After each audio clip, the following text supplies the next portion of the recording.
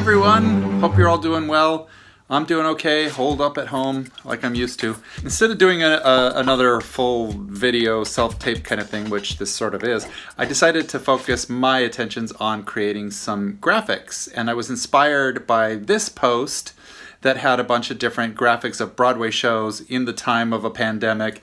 And I thought those were pretty funny, and there's a lot of memes going around in the theater community. So I thought I would add my own take on a few Broadway posters.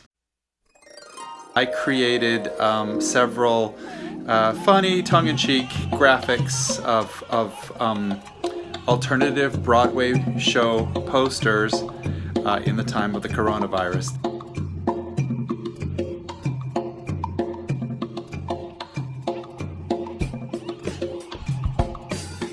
I decided to do a little time lapse of me creating one of the graphics, and you can see that right after this.